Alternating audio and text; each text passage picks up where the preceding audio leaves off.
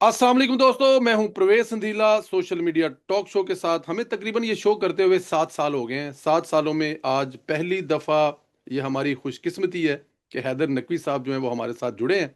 और ये हमारी ही मेरे ख्याल में कोताही है कि हैदर भाई को हम क्यों पहले कभी कॉल और मैसेज नहीं किया, हालांकि ये बड़ा प्यार करते हैं, शफकत फरमाते हैं। तो आपको वेलकम है सर हमारे इस शो में, पहली दफ़ा जो कि हम 7 साल से कर रहे हैं। बहुत शुक्रिया।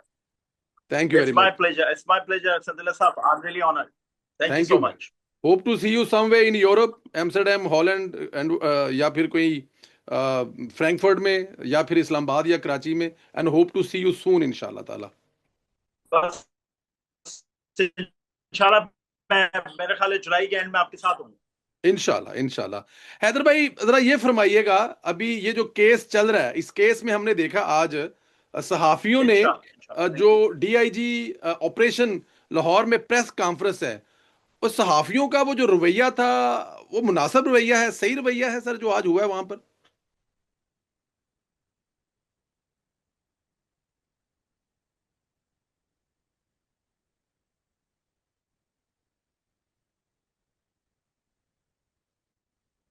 देखिए, बात यह है कि इस तरह का रवैया चाहे सहाफियों का हो पुलिस के साथ, या पुलिस का हो सहाफियों के साथ, या किसी इदारे का हो किसी दूसरे इदारे के लोगों के साथ, या किसी के साथ, वो कभी भी काबिल तारीफ नहीं होता। तो मुझे हैरानी इस बात की थी कि पुलिस ने, मैं समझता हूँ कि जो ऑफिसर थे जो प्रेस कॉन्फ्रेंस कर रहे थे, उन्होंने जरूरत से ज्यादा जो है रसानियत का मुजाहरा किया। और उनको, मैं नहीं समझता कि उनको रसानियत का मुजाहरा करना चाहिए था। अगर कोई ऐसी चीज थी जिसपे वो डिफॉल्टर हैं तो वो तो समझ आती है। अगर कोई ऐसी चीज जिसपे वो डिफॉल्टर नहीं है तो उन्हें न सिर्फ अपने लिए बल्कि अपने इदारे के तकद्दुस के लिए भी उसका बहुत खुलकर जवाब देना चाहिए था, बैकफुट पे जाने के बजाय। और साफियों ने जब मुसलसिल इस तरह के सवालात किए जिसमें, या इस तरह का रवैया रखा जिसमें वो बहुत ज्यादा तल्ख रहे अपनी पुरानी शिकायतों की वजह से, जो कि एक ज्यादती है। अगर आपका मेरा पुराना कोई झगड़ा है और मैं आपके साथ किसी मीटिंग में बैठा हूं तो मैं वो पुराने झगड़े दोहराना शुरू कर दूं, तो इसका मतलब यह है कि मैं कोई पॉइंट स्कोरिंग कर रहा हूं।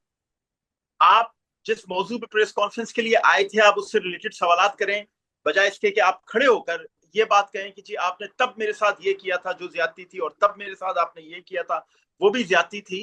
तो ये ऐसे मौकों पे देखें, किसी भी आवाज उठाना किसी भी इंसान का हक है, अपने लिए आवाज उठाए।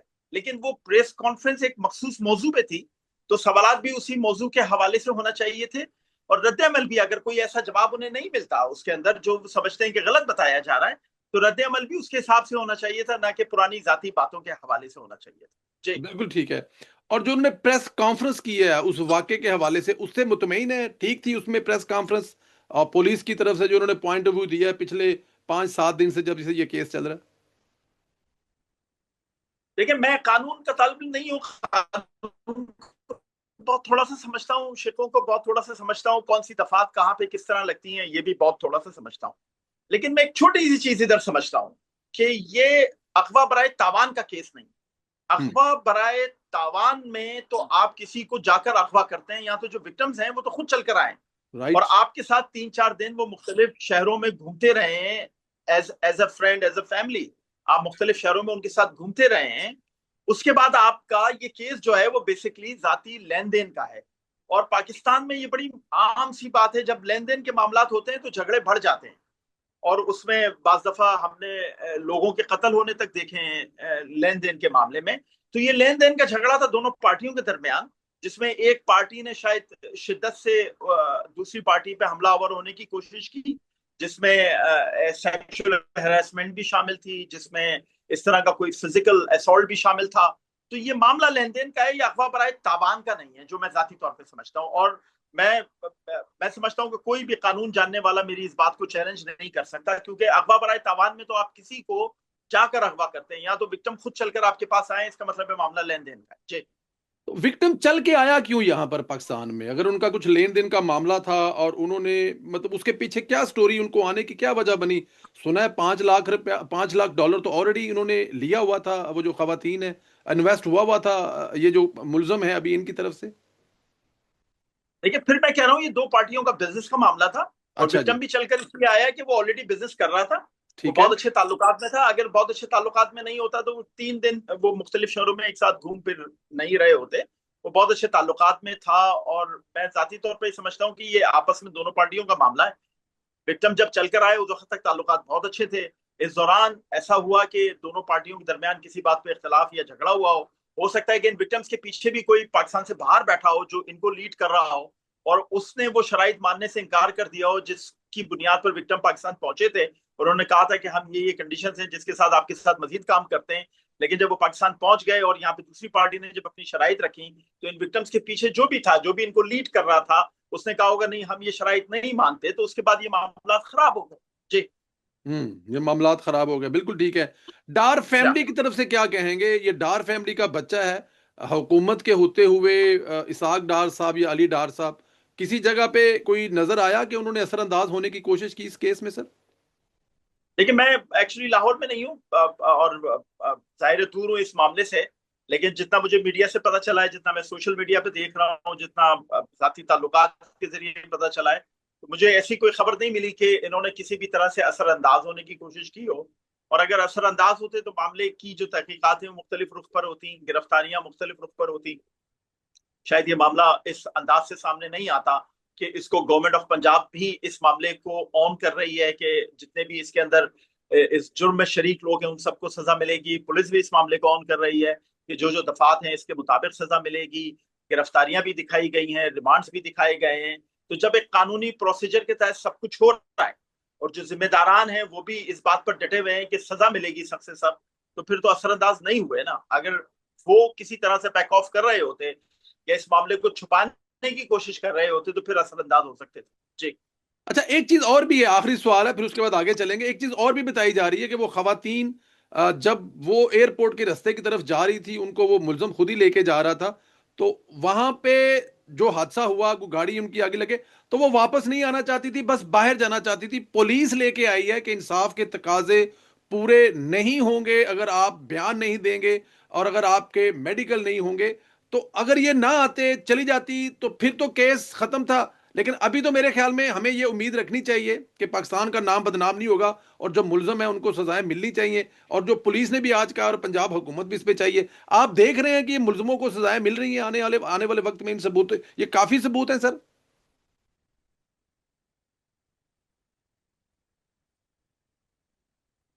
دیکھیے میں اس میں ایک چیز آپ کو بتاتا ہوں پرویز بھائی، میں انسانی عقل کی بنیاد پہ آپ کو یہ بات بتاتا ہوں اور آپ دیکھیے گا آگے ایسے ہی ہوگا. جب آپ ڈیفالٹر ہوتے ہیں نا ہوں. تو آپ اپنا کیس لڑتے نہیں، ہاں. آپ چاہتے ہیں کہ جلد سے جلد اس سے جان چھڑا لی جائے. رائٹ. یہ خواتین ان کے ساتھ پاکستان میں جو کچھ ہوا میں اس کی بڑی مذمت کرتا ہوں، نہیں ہونا چاہیے تھا. لیکن یہ خواتین خود بھی ڈیفالٹر ہیں. اس لیے یہ خواتین آپ کو کسی بھی دنیا کی کسی بھی پلیٹ فارم پر اس کیس کے متعلق بات کرتی نظر نہیں آئیں گی. کیونکہ بات جب بڑھے گی، بات جب انٹرنیشنلی ڈسکس ہوگی تو پھر ظاہر ہے ان خواتین سے بھی سوالات ہوں گے. پھر ان خواتین کے کردار کے متعلق بھی جانچ پڑتال ہوگی، اور جب یہ جانچ پڑتال ہوگی، یہ سوالات ہوں گے، تو یہ معاملہ جو ہے بہت کھل کے سامنے آ جائے گا کہ یہ خواتین بھی اس معاملے میں اتنی ہی ڈیفالٹر ہیں جتنی دوسری پارٹی. تو اس لیے یہ خاموشی سے وہ جانا چاہتی تھی اور اس معاملے کو ختم کرنا چاہتی تھی، کیونکہ ان کو پتا تھا کہ ہم بھی برابر کے ڈیفالٹر ہیں. اس لیے اس پر چیخنا، رونا، داڑنا جو ہے وہ ہمارے لیے بھی نقصان دہ ہو سکتا ہے. جی نقصان دہ ہو سکتا ہے، بالکل ٹھیک ہے. حیدر بھائی ذرا اب آپ آ جائیں.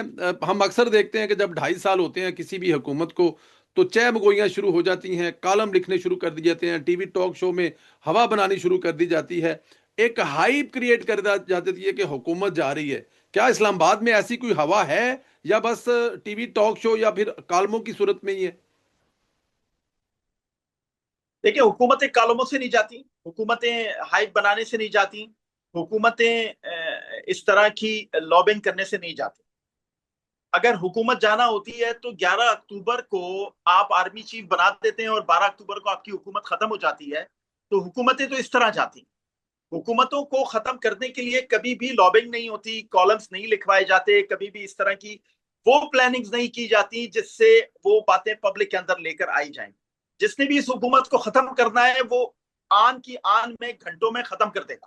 हम्म। اور جس نے نہیں ختم کرنا وہ ایسے کالمز کو، ایسی لابینگ کو، ایسے ڈسکشنز کو کبھی سپورٹ نہیں کرے گا. بلکہ اگر آپ اس سے بھی براہ راست پوچھیں گے جس کے متعلق یہ بات کی جاتی ہے کہ آپ حکومت ختم کرنا چاہتے ہیں، تو جب آپ اس سے بھی براہ راست پوچھیں گے تو وہ بھی ہنس دے گا اس بات پہ اور وہ اس کو ایک مذاق قرار دے گا. تو حکومتیں ختم کرنے کے خواب دیکھنے والوں کو میں صرف ایک چیز بتانا چاہتا ہوں کہ اگر حکومت ختم ہو تو چند گھنٹوں میں ختم ہو جاتی ہے، اور نہیں ختم ہو تو آپ کتنے ہی صفحے سیاہ کر دیں، آپ کتنے ہی ٹی وی چینلز کی اسکرین بھر دیں، حکومت ختم نہیں ہوگی. جی. ہاں نہیں وہ تو آپ کی بات ٹھیک ہے، لیکن وہ ایک ظاہر ہے استاد بھی ہیں، بڑے بھی ہیں، سینئر بھی ہیں. انہوں نے عمران خان صاحب کے دور میں وہ کالم لکھا تھا کمپنی نہیں چلے گی یا کچھ اس طرح کا، تو وہ ان کو لے کر کافی باتیں چہم گوئیاں ہو رہی تھی، اور وہ ان کو پھر جواب بھی ملا. بٹ اینی دیکھیں ہاؤ. یہ ان کا برانڈ بن گیا ہے. دیکھیں پرویز بھائی، یہ ان کا برانڈ بن گیا ہے. وہ انہوں نے پہلی دفعہ اس طرح کی تحریر نہیں لکھی. اچھا جی. حکومتوں کو ختم کرنے کی کا کالم لکھنا بیسکلی ان کا برانڈ بن گیا ہے. ہوں. ان کا جب یہ چلا کہ یہ کمپنی نہیں چلے گی، جو کہ جی. آپ یہ تو انہوں نے تو بہت بعد میں لکھا یہ کمپنی نہیں چلے گی. پاکستان کے بچے کو دسمبر 2019 میں پتا تھا کہ عمران خان کی حکومت چند مہینے سے زیادہ کی مہمان نہیں ہے. لیکن وہ تو عمران خان کی قسمت تھی کہ کورونا آ گیا اور معاملات ٹل گئے، ورنہ حکومت دسمبر 2019 میں ختم کرنے کا مکمل طور پہ فیصلہ ہو چکا تھا. اور کیا ہونے جا رہا تھا یہ سب کو پتا ہے. کالم تو انہوں نے یہ کمپنی نہیں چلے گی بہت بعد میں لکھا ہے. تو انہوں نے جب یہ دیکھا کہ میرا ایک کالم کسی بھی حکومت کے ختم ہونے کے لیے کامیاب ہو چکا ہے، تو انہوں نے اب یہ دوسرا کالم لکھ دیا کہ اب چلو اس حکومت کے ختم ہونے کا یہ ایک اپنا جو اپنے اندر کا جوشی ہے اس کو سامنے لے کر آتے ہیں. کیونکہ کئی دفعہ انہوں نے خود کہا یہ خبر نہیں ہے، میرا تجزیہ ہے. ہوں. تو اب جب آپ ایک ورلڈ کپ جیت جاتے ہیں تو آپ اگلا ورلڈ کپ بھی جیتنے کی کوشش کرتے ہیں. تو یہ وہ کوشش انہوں نے کی ہے. جی. یہ کوشش انہوں نے کی ہے.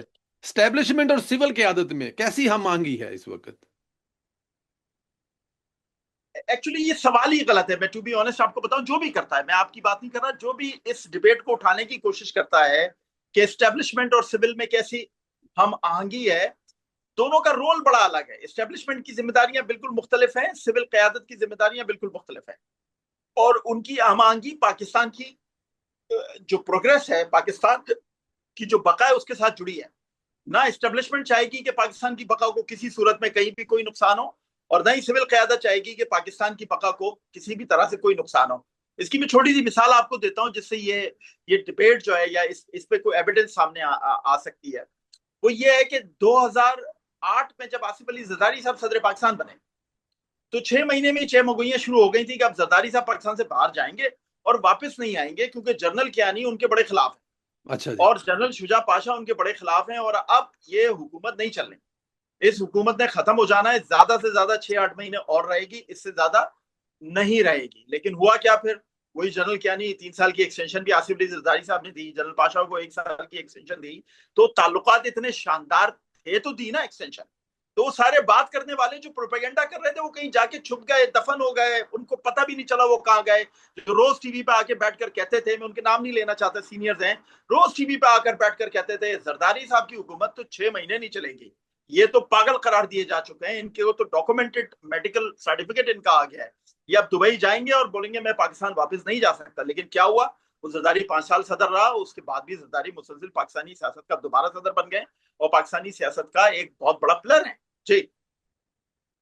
بالکل ٹھیک ہے. اچھا، اب ظاہر ہے بہت ساری کامیابیاں تو اس حکومت کو ملی ہیں. مار کا حق میرے خیال میں پاکستان کی تاریخ کی بہت بڑی کامیابی ہے. آپ نے امریکہ اور ایران کو ایک صف پہ لا کے بٹھا دیا، مذاکرات کرا دیے، کامیاب کرا دیے، پابندیاں فی الحال اٹھوا دی ہیں. لیکن اس کے باوجود ایک مسئلہ جو ہے وہ اب بھی ہے، وہ معیشت ہے. یہ معیشت کب تک آپ کو سنبھلتی نظر آ رہی ہے؟ کب تک انویسٹمنٹ ملک میں آئے گی؟ کب تک جو لوگ ہیں وہ مطلب باتیں کر رہے ہیں لوگ، ٹھیک ہے آپ نے یہ سارے کام کر رہے ہیں، لیکن ہمارے گھروں کے چولہے اس طرح سے چل رہے ہیں جس طرح سے چلنے چاہیے. آپ کو نظر آ رہا ہے اگلے 2-2.5 سال میں کچھ چیزیں بہتر ہوں گی، معیشت بہتر ہوگی؟ اچھا، اس سے پہلے، اس کا جواب دینے سے پہلے میں ایک پریفیس آپ کو اس کا دینا چاہتا ہوں. ایک بڑا تاثر بنا دیا گیا ہے کہ جی آپ تحریک انصاف کے ساتھ تعلقات اچھے کریں، عمران خان کے ساتھ تعلقات اچھے کریں تو معیشت بہتر ہو جائے گی. ایسا بالکل نہیں ہے. تحریک انصاف خود بھی حکومت کر چکی ہے، اور تحریک انصاف کا جو پچھلے 4 سال پاکستان کے لیے ٹارگٹ رہا ہے وہ ساری دنیا نے دیکھا ہے. کس طرح آئی ایم ایف کو انہوں نے بھڑکایا، کس طرح یورپین یونین کو انہوں نے بھڑکایا، کس طرح انٹرنیشنل مانیٹری فنڈز کی جو دوسری آرگنائزیشنز ہیں ریلیٹڈ ان کو بھڑکایا، کس طرح پاکستان میں جو لوگ انویسٹمنٹ لے کر آنا چاہتے تھے ان کو بھڑکایا. تو یہ سوچنا تو بالکل ہی غلط ہے کہ اگر تحریک انصاف آپ کے ساتھ دوستی کر لے گی تو آپ کی معیشت، آپ کی جو پولیٹیکل ڈسٹورشن ہے وہ کم ہو جائے گی، تو پھر آپ کی معیشت بہتر ہو جائے گی. سوچنا بالکل غلط ہے. رہ گئی بات معیشت کو، اب ہماری معیشت کو کس چیز کا سامنا ہے؟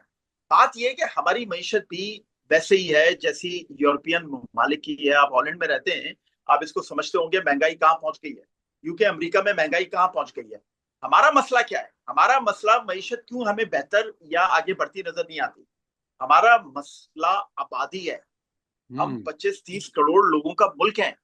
آپ 25-30 کروڑ لوگوں میں اگر آپ کو 1 کروڑ لوگ بھی اس طرح کے نظر آئیں جو پریشان ہیں، جو بھوک سے پریشان ہیں یا نوکری سے پریشان ہیں یا اپنی روزمرہ کی زندگی سے پریشان ہیں، تو تاثر یہ بنتا ہے کہ پورا ملک پریشان ہے. اس ملک میں اس میں کوئی شک نہیں ہے، اور ہم ان سب کے ساتھ ہیں، ان کے لیے کھڑے ہیں جو مالی طور پہ لوگ پریشان ہیں، جو فائنینشلی پریشان ہیں، جو بھوک کی وجہ سے پریشان ہیں. لیکن اس ملک میں ایسے بھی لوگ ہیں جو دنیا کے بڑے بڑے ممالک میں رہنے والے عمرہ سے زیادہ امیر ہیں اور اسی ملک میں رہتے ہیں. کاروباری لوگ ہیں، سیاسی لوگ ہیں، اور لوگ ہیں جو اس ملک میں، وہ لوگ بھی ہیں جو ان عمرہ سے کہیں زیادہ، یورپی ممالک کے میں رہنے والے عمرہ سے کہیں زیادہ امیر ہیں. تو یہ بھی پاکستان کا ایک چہرہ ہے. بات ہمارا مسئلہ معیشت ہماری بہتر کہاں نظر نہیں آتی، اس کی وجہ آبادی ہے.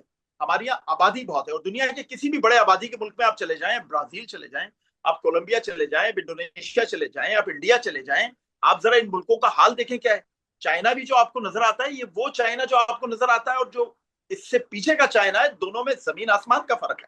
تو بات یہ ہے کہ ہمارے اوپر ریڈار زیادہ ہے، ہمارے اوپر انڈیا کا سب سے بڑا ریڈار ہے. ہماری چھوٹی سی بھی چیز کو بہت بڑا بنا کے پیش کیا جاتا ہے. ہمارے اوپر انٹرنل ریڈار بہت زیادہ ہیں، ہماری چھوٹی سی بھی چیز کو ایک بہت بڑا گناہ بنا کے پیش کیا جاتا ہے. تو سروائیول کیا ہے؟ آپ کے لیے سب سے امپورٹنٹ چیز یہ ہے کہ آپ بھلے کرالنگ کر رہے ہیں لیکن آپ آگے کی طرف بڑھ رہے ہیں. اور اسی طرح دنیا کی بڑی معیشتوں کا بھی یہی حال ہے. جی. دنیا کی بڑی معیشتوں کا بھی یہی حال ہے. بالکل ٹھیک کہہ رہے ہیں. اچھا، ایک ابھی آنے والے دنوں میں انتخابات ہوئے ہیں گلگت بلتستان میں. مجھے اتفاق ہوا وہاں پہ جانے کا. الیکشن کو لے کے بڑی ہائپ کریٹ تھی وہاں پر بھی. پاکستان پیپلز پارٹی نے اتحادی جماعتوں سے مل کر حکومت بنائی. بلکہ آج تو جو بلاول بھٹو زرداری صاحب وہ گئے ہیں اس تقریب میں شرکت کے لیے بھی. اس کے بعد ایک اور الیکشن آ رہے ہیں اور وہ ہیں کشمیر کے الیکشن کے. کشمیر کے الیکشن کے حوالے سے ابھی بھی کہا جا رہا ہے کہ وہاں پر جو ایکشن کمیٹی ہے دھرنے دے کے بیٹھی ہوئی ہے. کچھ شہروں میں حالات ٹھیک نہیں ہیں. الیکشن ہونے جا رہے ہیں، نہیں ہونے جا رہے ہیں. پاکستان پیپلز پارٹی بھی وہاں پر کہہ رہی ہے شاید کہ الیکشن کچھ آگے کر لیے جائیں یا کچھ ایسی چیزیں کی جا رہے. کیا دیکھ رہے ہیں آنے والے دنوں میں؟ ہوں گے الیکشن 27 کو؟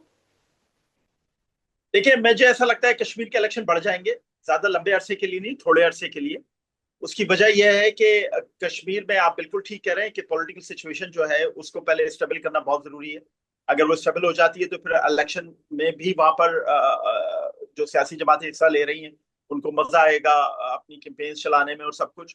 تو میری فیلنگز ہیں کہ کشمیر کے الیکشن کچھ عرصے کے لیے بڑھ جائیں. اچھا، آپ زیادہ کی لمبے عرصے کے لیے نہیں لیکن کچھ عرصے کے. جی. یہ آپ کی فیلنگ ہے اور اس میں ابھی میرے خیال میں 20 دن رہ گئے ہیں، 3 ہفتے اور آگے بڑھ جائیں گے یہ کہہ رہے ہیں آپ. بالکل چلیں، ٹھیک ہے. اس میں تو ہاں. جی جی. اچھا، اس کے بہت سارے عوامل ہوں گے، اس کا صرف ایک یہ وجہ نہیں ہوگی کہ وہاں کی جو پولیٹیکل سچویشن اس کی صرف ایک یہ وجہ نہیں ہوگی.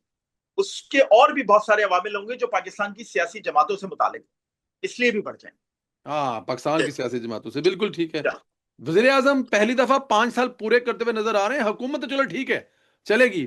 وزیر اعظم، کیونکہ وزیر اعظم کوئی 5 سال پورے نہیں کر سکا نا آج تک سر. دیکھیں، بات یہ ہے کہ اگر ایز اے پروڈکشنسٹ آپ مجھ سے یہ سوال پوچھتے ہیں کہ کیا وزیر اعظم 5 سال پورے کرتے نظر آ رہے ہیں، تو میرا جواب 100% ہاں ہو. لیکن اگر آپ ایز این اینالسٹ مجھ سے سوال پوچھتے ہیں تو آپ نے اس کا جواب خود ہی دے دیا کہ پاکستان میں وزیر اعظم 5 سال پورے نہیں کر پاتا. اسمبلی تو کر لیتی ہے، وزیر اعظم پورے نہیں کر پاتا. لیکن اب پاکستان میں بہت ساری چیزیں جو ہیں وہ 360 پہ چینج ہوئی. نئی قیادت آنے کے بعد، خاص طور پہ اسٹیبلشمنٹ میں نئی قیادت آنے کے بعد پاکستان میں وہ ڈیسیشن میکنگ وہ نہیں رہی جو پہلے ہوتی. وہ بہت زیادہ اس کے اندر تبدیلی آئی ہے. اگر آپ اس مائنڈ سیٹ کو دیکھیں، اس تبدیلی کے مائنڈ سیٹ کو دیکھیں، اس سوچ کو دیکھیں آپ، تو میں کہہ سکتا ہوں کہ وزیر اعظم صاحب اپنی مدت پوری کریں. مدت بالکل پوری کریں گے. ہم لوگ پچھلا اگر دیکھتے ہیں ٹریک ریکارڈ تو پھر سوالیہ نشان اٹھتا ہے. سر، باہر بیٹھے ہوئے یوٹیوبر جو ہیں وہ جو بھی پروپیگنڈا کرتے ہیں وہ آپ دیکھتے ہیں. شہزاد اکبر صاحب اکثر ایک نام لیتے ہیں، شاید کوئی مشتاقی یا کوئی اس قسم کا نام لیتے ہیں. وہ کیا کہتے ہیں کہ یہ فلاں اس نے کہہ دیا، یہ ایسے کر دیا، اس کر دیا. یہ کون ہے؟ یہ کس کی طرف اشارہ کرتے ہیں سر؟ وہ ایکچولی کہتے ہیں مشتاقی نگاہوں، اس کا مطلب ہے ریڈار. نگاہ کا مطلب ریڈار ہوتا ہے نا. جی جی جی. یہ بیسیکلی ایک ریڈار ہے جس کا وہ تذکرہ کرتے ہیں، اور بڑا طاقتور ریڈار ہے. اچھا جی. یہ اتنا طاقتور ریڈار ہے، یہ 24 گھنٹے کام کرتا ہے، اور یہ پاکستان کے ہر دشمن کو ڈیجیٹل میڈیا پر پاکستان سے باہر، پاکستان کے اندر جو بھی پاکستان کے خلاف اس طرح کی کیمپین چلا رہا ہوتا ہے جس سے ملک کو نقصان پہنچے، پکڑ لیتا ہے. چاہے وہ پہاڑوں پہ چھپا ہو، چاہے غاروں میں چھپا ہو، چاہے کئی نالیوں سے نکل رہا ہو. تو یہ مشتاقی نگاہیں جو ہے، یہ ایک ریڈار کا نام ہے جو کہ پاکستان کے دشمنوں کو ٹریک کرتا ہے اور پھر ان کو گھر تک چھوڑ کر آتا ہے. اس لیے شہزاد اکبر صاحب اس ریڈار کے شکار ہو چکے ہیں. اس لیے شہزاد اکبر صاحب کو یہ ریڈار بہت زیادہ چھپتا ہے. جی. تو اس وقت یہ ریڈار شہزاد اکبر صاحب کو پوری طرح سے واچ کر رہا ہے. وہ کیا یہ کون سی؟ ریڈار شہزاد اکبر جیسے ہر ایلیمنٹ کو واچ کر رہا ہے. اچھا جی. جو پاکستان کے خلاف دنیا میں، پاکستان میں اس طرح کا بیانیہ بنانے کی کوشش کر رہا ہے جس سے ملک غیر مستحکم ہو، یہ ریڈار ہر اس شخص کو واچ کر رہا ہے اور ہر اس شخص کو کاؤنٹر کر رہا ہے. آج سے نہیں، 4 سال سے. اور یہ بڑا طاقتور ریڈار ہے، اور یہ ریڈار ابھی بہت عرصے چلے گا. بہت عرصہ چلے گا. عمران خان کی بہنوں کی ملاقات، وہ کہتے ہیں کہ ایک بہن سے ملاقات کروا دیں، علیمہ خان نہیں ملنے دیتی. عمران خان کی ملاقات میں رکاوٹ ہے کون؟ حکومت، عمران خان کی فیملی، یا عمران خان کی پارٹی؟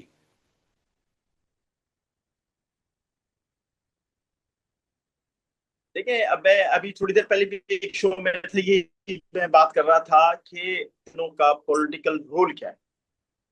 اگر عمران خان کی بہنوں کا کوئی پولیٹیکل رول نہیں ہے تو وہ جائیں، ایک گاڑی میں بیٹھ کر تینوں بہنیں جائیں اور عمران خان سے مل کر واپس آ جائیں. آپ جب اس کو پولیٹیکل کال بنا دیتے ہیں، آپ کہتے ہیں کہ آج تو اڈیالہ پہ حملہ ہونا ہی ہونا ہے، ہزاروں لوگ اڈیالہ پہنچیں گے اور وہاں حملہ کریں گے اور خان کو رہا کرا لیں گے، تو پھر حکومت بھی اپنے اس طرح کے پریکاشنز استعمال کرتی ہے، اپنے اس طرح کے میجرمنٹس استعمال کرتی ہے کہ جس سے اگر اس طرح کی کوئی بھی ایکٹیویٹی ہوتی ہے اس کو روکا جائے.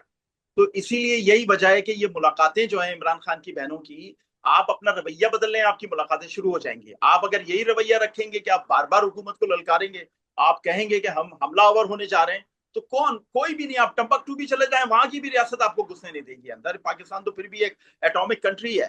تو اس لیے آپ کو سوچنا ہوگا، آپ کو اپنا رویہ بدلنا ہوگا اگر آپ عمران خان سے ملاقات بطور فیملی ممبر کرنا چاہتے ہیں. اور رہ گئی بات عمران خان کی پارٹی کی سیاست کی، تو وہ تو آپ کو پتا ہے مکمل طور پہ منتشر ہو چکی ہے. آپس میں اتنے گروپس بن گئے ہیں کہ اب عمران خان صاحب بھی اندر بیٹھ کے سوچتے ہوں گے کہ یہ میرے لوگ مجھے رہا کرانے کی تحریک چلا رہے ہیں یا خود کو عہدے اور فائدے اٹھانے کی تحریک چلا رہے ہیں. عمران خان صاحب کو شاید ان کی پارٹی نے اچھی طرح سمجھ لیا جو خان صاحب کیا کرتے استعمال. سر آخری سوال ہے، آپ کراچی سے ہیں، یورپ آتے جاتے ہیں، اسلام آباد میں رہتے ہیں، لاہور بھی آپ کا آنا جانا ہے. ایک مقابلے کی فضا اکثر سوشل میڈیا پہ بنائی جاتی ہے، یہاں سے جانے والے اور وہاں سے آنے والے کہتے ہیں کہ فلاں جگہ خوبصورت ہے، فلاں جگہ پہ بڑا کام ہو رہا ہے. آپ کیسے دیکھتے ہیں پنجاب، سندھ، بلوچستان جو گھومتے گھماتے ہیں، تو پنجاب میں بھی کام دیکھتے ہیں، سندھ میں بھی دیکھتے ہیں، کیا بیٹر چیزیں کہاں نظر آتی ہیں، کس جگہ پہ اور زیادہ چیزیں ہو رہی ہیں، کون سی حکومت ہے جو زیادہ کام کر رہی ہے؟ سر آپ کی نظر میں اگر آپ بتانا چاہیں تو.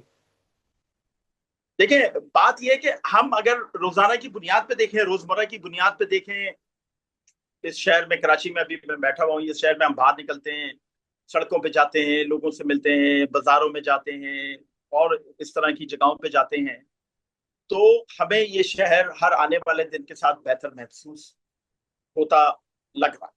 اور اس میں واقعی تبدیلی آ رہی ہے، خاص طور پہ جب سے مرسا وہاب جو ہیں، ان کو مکمل اتھارٹی ملی ہے کام کرنے کی. کیونکہ کراچی میں سب سے بڑا مسئلہ 100% اتھارٹی کا ہے. یہاں پر 6 یا 7 اس طرح کے ڈویژنز ہیں کراچی کے اندر، جو مختلف اتھارٹیز ہیں کراچی کو آپریٹ کر رہی ہیں، جس میں سرکاری اتھارٹیز بھی ہیں، سیاسی اتھارٹیز بھی ہیں، میئر ہیں، پھر اس کے بعد کے ریلویز ہے، پھر ڈی ایچ اے ہے، پھر کینٹونمنٹ ہے، پھر بن قاسم ہے، یہ ساری ہیں. تو اس میں جب ڈیوائڈ ہو جاتی ہے اتھارٹی تو پھر ایک آدمی کو کام کرنے کا موقع نہیں ملتا. لیکن اب جب سے اس چیز یہ ساری ایک پیج پر آئیں اور کراچی کے لیے مل کر کام کر رہے ہیں، اور مرسا وہاب جس طرح کام کر رہے ہیں، تو میں کراچی اس حوالے سے کراچی کے لیے میں بہت زیادہ ہوپ فل ہوں. کافی سارا بہت اچھا کام ہوا ہے. لاہور کی بات دیکھیں، لاہور ہمیشہ سے پچھلے 10 سال میں، 15 سال میں، 20 سال میں لاہور ہمیشہ سے پاکستان کا ایک گلٹر فیس بنا. نواز شریف صاحب نے جس طرح وہاں پر کام کیا، اس کو پاکستان کا ایک گلٹر فیس بنا کے. کراچی پاکستان کا ایک انڈسٹریل ایک اس طرح کا فیس ہے جہاں سے کراچی ریونیو جنریٹ کرتا ہے. لاہور اس طرح کا فیس ہے جہاں پہ لوگ آتے ہیں، لاہور میں گھومتے پھرتے ہیں، یہاں کے شہروں کو، بازاروں کو، سڑکوں کو دیکھتے ہیں اور پھر دنیا میں جا کے بتاتے ہیں کہ یہ بہت خوبصورت ہے. تو یہ پاکستان کا ایک گلٹر فیس ہے لاہور. تو یہاں پر اس طرح کی ڈیولپمنٹ بہت زیادہ ہے جو لاہور کی خوبصورتی کو دنیا کو دکھائے. کراچی میں اس طرح کی ڈیولپمنٹ بہت زیادہ ہے جو پاکستان کو معاشی طور پر اگر مضبوط نہیں رکھ سکے تو کم سے کم سروائیول کا ذریعہ ضرور بنا. تو یہ ایک بڑا فرق ہے دونوں شہروں کے. جی کراچی سے آنے والے لاہور کے بارے میں جو باتیں کرتے ہیں تو پھر اسی وجہ سے کہ یہاں پر کراچی سے بہتر کیا ان کو نظر آتا ہے؟ وہ آپ نے ٹھیک ہے سمجھا دیا، بٹ ہاں وہاں پہ جو معاشی ہب ہے وہ بھی تو لوگوں کی زندگیاں تبدیل کرتا ہے، لیکن کراچی والے لاہور کو ہی کیوں پسند کرتے ہیں؟ میں نے اکثر دیکھا ہے ٹی وی ٹاک شو میں خاص طور پر بہت ساری جو ایکٹرز اور ایکٹرس آتی ہیں وہ لاہور کی بڑی تعریفیں کر رہے ہوتے ہیں. دیکھیں ایک چیز میں آپ کو بتاؤں، پچھلے 2 سال میں یہ ماننے والی بات ہے لاہور میں آپٹکس پہ بہت کام ہو. لاہور کو گلیٹر بنانے پہ بہت زیادہ کام ہو اور بہت اچھا کام. مطلب مارکیٹس جتنی پرانی 20 سال پرانی مارکیٹس تھی ان کو رینوویٹ کر دیا گیا پنجاب میں لاہور میں. اس طرح کے جو آپ کے پارکس ہیں ان کو بہت زیادہ آپ نے اپ گریڈ کر دیا. Really beautiful. اور اس کے علاوہ آپ نے جو سڑکیں ہیں وہاں پر آپ نے وہ ایک ڈیولپمنٹ کا ایک وہ اسٹائل متعارف کرایا ہے جو یورپین کنٹریز میں ہے. آپ نے جس طرح کی سڑکیں وہاں پہ جس طرح کی مارکنگ کی ہے، سگنلز ہیں، اس طرح کی کافی ساری بل بورڈز ہیں. الیکٹرانک بل بورڈز بڑا رول پلے کرتے ہیں. ایکچولی جب آپ اوپر بہت چمک دمک دیکھتے ہیں تو آپ کو شہر خود بخود اچھا لگتا ہے. کراچی میں بیسیکلی سپریم کورٹ نے بل بورڈز پہ پابندی لگائی دی. کراچی کے ایک بڑے حصے پر آپ بل بورڈز نہیں لگا سکتے. اگر کراچی میں مکمل طور پہ بل بورڈز لگانے کی اجازت مل جائے تو پورا کراچی یہ جو ڈیجیٹل اسکرینز ہیں ان سے بھر جائے، اور جب آپ انٹر ہوں گے تو آپ کو ایسا لگے گا کہ آپ شاید نیو یارک میں آ گئے ہیں یا آپ شاید سنگاپور کی کسی اسٹریٹ پہ گھوم رہے ہیں. تو یہ بھی ایک کراچی کی بڑی وجہ ہے. رہ گئی بات سڑک کی، تو سڑک دیکھیں آپ، سڑک عام آدمی کے لیے بناتے ہیں. اگر وہاں پر مٹی ہے، گندگی ہے، تو یہ لوگ ہی کرتے ہیں نا. کوئی آ کے عہدیدار وہاں پہ مٹی یا گندگی نہیں ڈالتا. تو یہ لوگوں کو سوچنا ہے. لاہور میں یہ ایک بڑی اچھی سوچ ڈیولپ ہوئی ہے، مریم نواز شریف صاحبہ نے کروائی ہے کہ لوگوں نے ذمہ داری لی ہے اپنے شہر کو خوبصورت بنانے کی. کراچی کے لوگوں کو بھی ذمہ داری لینی ہوگی اپنے شہر کو صاف ستھرا رکھنے کی. یہ نہیں کہ آپ سڑکوں اور پارکوں میں جائیں اور گندگی پھیلائیں اور اس کے بعد آپ کہیں جی یہ تو ادارہ کام ہی نہیں کرتا. تو آپ کی بھی ذمہ داری بنتی ہے. آپ یورپین ممالک میں آپ جا کے دیکھیں، آپ خود ہالینڈ میں رہتے ہیں، آپ اس طرح بالکل کسی بھی طرح کا آپ کوئی بھی ایسی گندگی نہیں پھیلا سکتے بلکہ جرم بن جاتا ہے. تو یہ چیزیں کراچی کے لوگوں کو ذمہ داری لینا ہوگی. باقی آپ مجھے کوئی بہت زیادہ فرق نظر نہیں آتا اس کے علاوہ. نہیں بالکل ٹھیک کہہ رہے ہیں آپ، میں آپ سے ایگری بھی کرتا ہوں. مجھے یاد ہے کہ 91 میں کالج میں جب میں نے ایڈمیشن لیا تو چھٹیوں میں کراچی گیا تھا. تو کیا بات ہے، روشنیوں کا شہر. آپ جو بل بورڈ کہتے تھے نا، وہ شادی ہال اور وہ پورے مطلب ہم لوگ لاہور آ کے فیل کرتے تھے کسی پنڈے جا گئے ہیں. کراچی کیا بات ہے. ابھی مجھے اتفاق ہوا، میں مزار قائد پہ حاضری دینے گیا، نہال بھائی سے ملنے گئے. تو تارک روڈ پہ ہم نے سوچا وہ جو قبرستان سے گھومے، تو میں نے دیکھا، میں نے کہا یہ تارک روڈ نہیں ہے، یہ مجھے لاہور کا کوئی محلہ نظر آ رہا ہے. تو ہماری دعا ہے کہ جیسے لاہور خوبصورت بن رہا ہے، کراچی اس سے بھی خوبصورت بنے، کوئٹہ پشاور اس سے بھی خوبصورت بنے. اور ہمیں پورے ملک سے پیار ہے، ہمارا سارا ملک ہمارا ہے. ہم جہاں جائیں ہمیں خوشی ہوتی ہے، محبت کرنے والے لوگ ہیں. تو ہماری بھی خواہش ہے کہ جس طرح لاہور ہے، جس طرح مظفر گڑھ ہے، اس طرح سانگڑ بھی ہو، اس طرح کوئٹہ بھی ہو اور بلوچستان بھی ہو، اور اسی طرح ہمارا جو سونا پشاور ہے، کے پی کے بھی ہو.